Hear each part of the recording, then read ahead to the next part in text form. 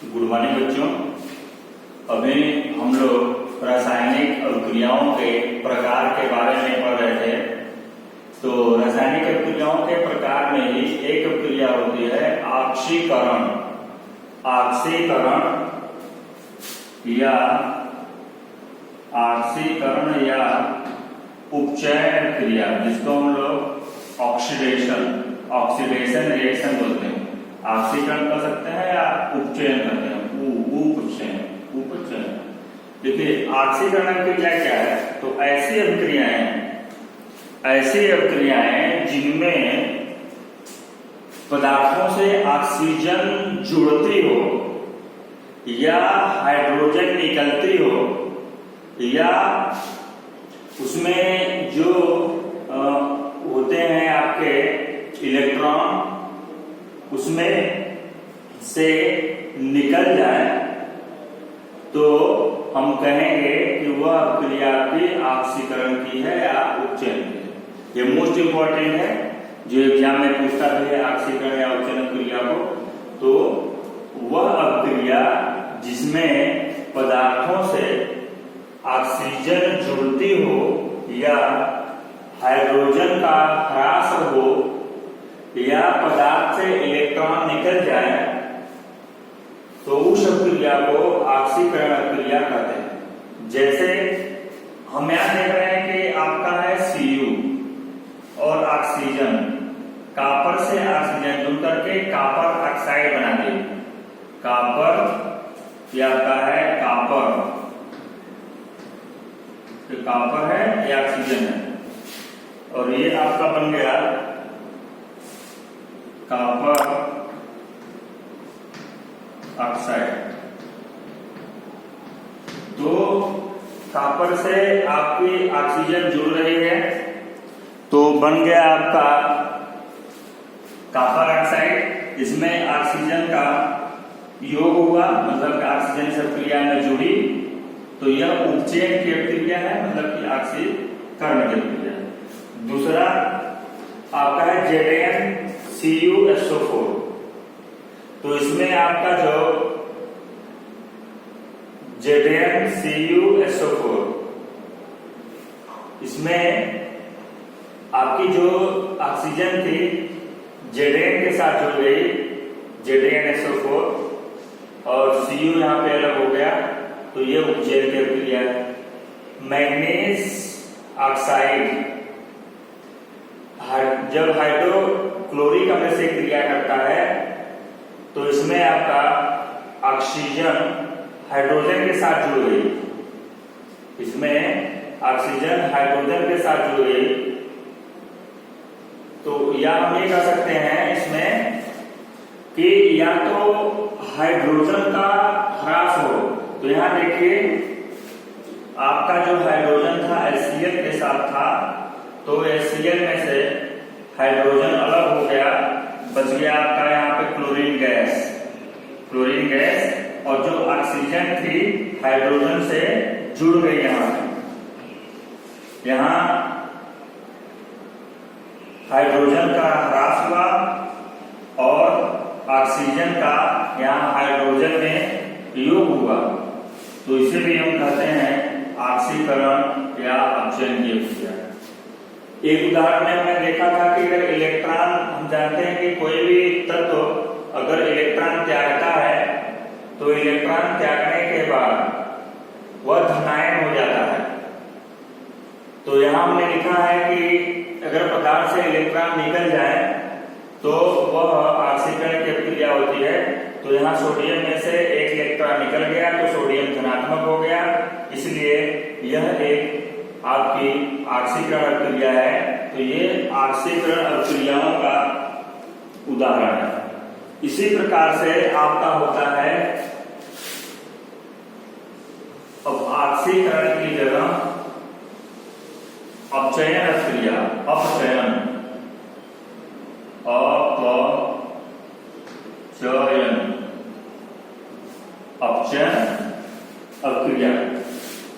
अपचयन अभिक्रिया के बारे में हम देखेंगे।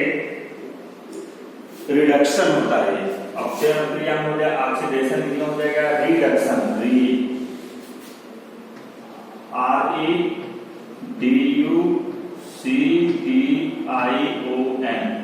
Reduction, reduction अपक्रिया। तो वह अपक्रिया जिसमें या फिर अपचयन अपक्रिया है, तो वह अपक्रिया जिसमें पदार्थों से ऑक्सीजन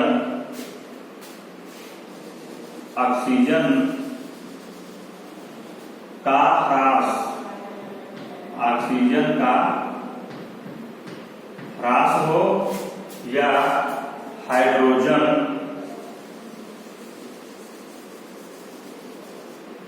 जुड़ती हो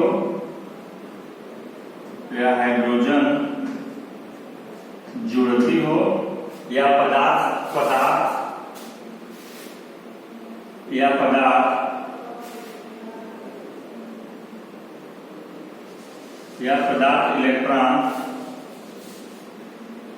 इलेक्ट्रॉन ग्रहण कर ले,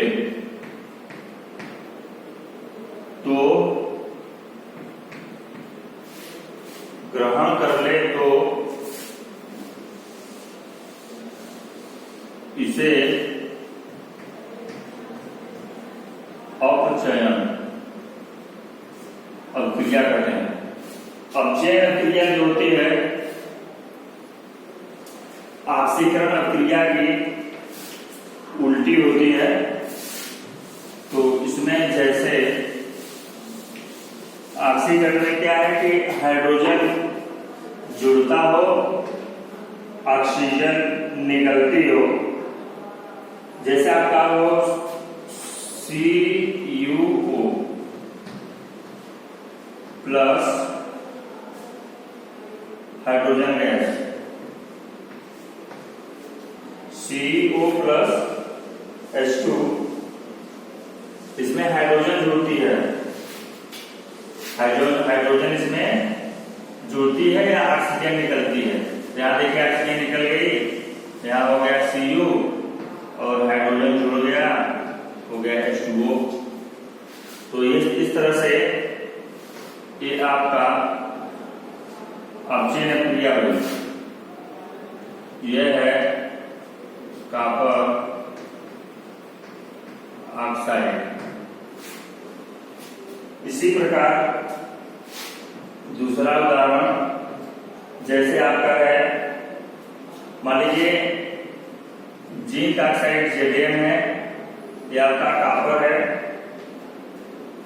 तो इसमें से ऑक्सीजन निकल जाए, ये हो गया आपका Zn प्लस CO, इसमें से आपका Zn में से ऑक्सीजन निकल गई, फट गई, तो यह अपचयन की अपक्रिया हो गई। जैसे आपका है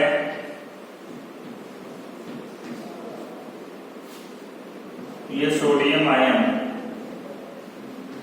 एक इलेक्ट्रॉन को ग्रहण कर लिया, तो ये सोडियम बन गया, इलेक्ट्रॉन को यह कर लिया ग्रहण, इलेक्ट्रॉन ग्रहण करने के कारण इस अपक्रिया को हम कहेंगे अपचयन की अपक्रिया। तो इस तरह से हम उपचयन और अपचयन अपक्रिया को लिख करके इसको याद कर लेंगे और समझ लेंगे इसको अच्छे से।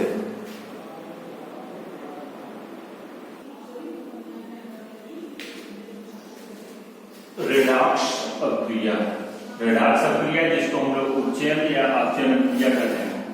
रेडॉक्स अपक्रिया एक ऐसी अपक्रिया जिसमें अपचयन और उपचयन दोनों हो रहा हो, उस अपक्रिया को हम लोग कहते हैं रेडॉक्स अपक्रिया। तो यदि किसी रासायनिक अपक्रिया में एक अभिकारक उपचयित मतलब कि ऑक्सीकरण हो उसका तथा दूसरा अपचयित हो मतलब रिडक्शन हो, तो इसे रेडॉक्स अपक्रिया कहते हैं।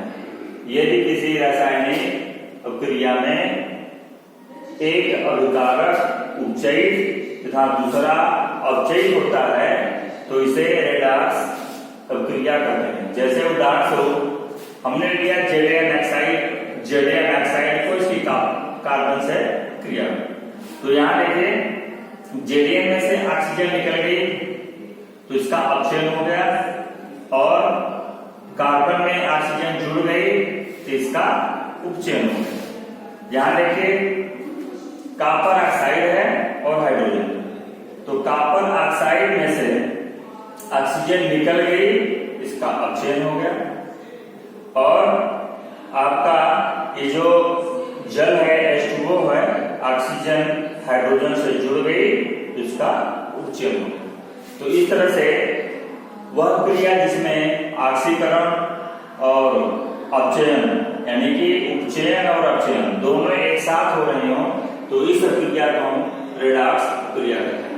हमारे दैनिक जीवन में इस रेडॉक्स क्रिया मतलब कि उपचयन और अपचयन क्रिया का व्यवहारिक उपयोग देखने को मिलता है। इसके कुछ उदाहरण देखने को मिलते हैं रेडॉक्स क्रिया के। जैसे आपने ये देखा होगा, जैसे एक संक्षारण जिसको हम लोग कहते हैं संक्षारण, ये जो संक्षारण है यह रेडॉक्स क्रिया का एक उदाहरण। जैसे आपने देखा होगा कि अगर हम कोई भी लोहा हो, आयरन का बना हुआ कोई भी चीज हो, और वातावरण में हम इसको खुला छोड़ते हैं, तो देखते हैं कि उस लोहे की सतह पर भूरे रंग की एक परत जम जाती है, जिसको हम लोग iron oxide Fe2O3 iron oxide कहते हैं। यह भूरे रंग का होता है, जिससे लोहा खराब हो जाता है, तो हम इसे कहते हैं संक्षारण। वहीं हम लोग चांदी को ले लें और चांदी को इस्तेमाल करते रहे, तो हम देखते हैं कि चांदी की जो ऊपरी परत है वह काले रंग की हो जाती है, मतलब उसमें चांदी जो सिल्वर है Ag है वह सिल्वर ऑक्साइड के कारण हो जाता है काले रंग का। और हम तांबा ले लें, तांबे को वायु में खुला छोड़ दें, तो हम देखते हैं कि तांबे के ऊपरी सतह पर हरे रंग की परत जम जाती है, जिसको हम लोग कॉपर ऑक्साइड कहते हैं, कॉपर ऑक्साइड। तो इस क्रिया को हम लोग कहते हैं संक्षारण। तो संक्षारण क्या है? संक्षारण एक ऐसी क्रिया है जिसमें धातुएं नमी की उपस्थिति में धीरे धीरे नष्ट हो जाती हैं, समाप्त हो जाती हैं, खराब हो जाती हैं, तो उसे हम कहते हैं संक्षारण। संक्षारण का अर्थ है खराब होना, समाप्त, धीरे धीरे समाप्त हो जाना। कोरोजिन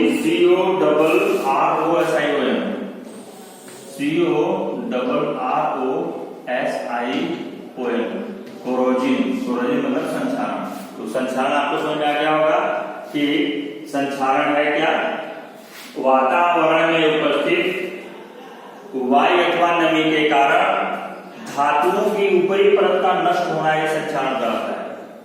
वातावरण में उपस्थित नमी या वायु के कारण धातुओं की ऊपरी परत का धीरे धीरे नष्ट हो जाना संक्षारण कहलाता है। अब देखिए संक्षारण के बाद रेडॉक्स क्रिया में एक और आता है आपका विकृत गंधिता। विकृति गंधिता, विकृत गंधिता। अभी आपकी विकृत गंधिता है क्या? रेंसिडिटी, RANCIDITY,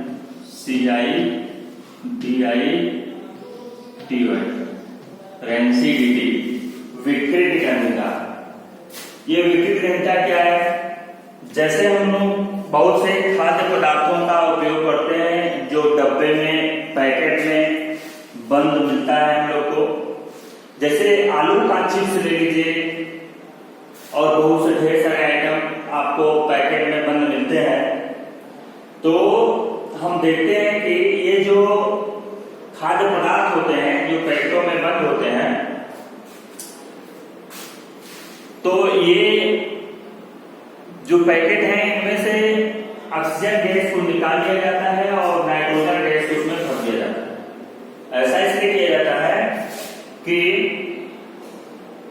ऑक्सीजन की उपस्थिति में खाद्य पदार्थ खराब न हो, इसलिए उसमें नाइट्रोजन गैस को भर दिया जाता है। क्योंकि ये जो खाद्य पदार्थ होते हैं इनमें वसा पाई जाती है और ये जो वसा है ऑक्सीजन से संयोग करके खाद्य पदार्थ को, इन वसाओं से ऑक्सीजन संयोग करती है जब, तो खाद्य पदार्थ खराब हो जाते हैं, खाने योग्य नहीं रह जाते, उसमें से गंध आने लगती है और पता चला कि ये एक तरह से फूड पॉइजनिंग भी हो सकती है इसमें। तो यही है विकृत गंधिता।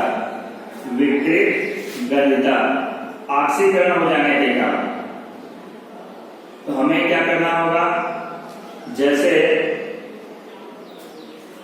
जो भी पैकेट वाले खाद्य पदार्थ होते हैं उसमें से ऑक्सीजन गैस को निकालकर नाइट्रोजन गैस भर ली जाती है, जिससे वो खराब नहीं हो पाते। तो विकृत गंधिता क्या है? विकृत गंधिता का मतलब हुआ कि एक खराब बुरी गंध का आना और पदार्थों का खराब हो जाना विकृत गंधिता कहलाता है।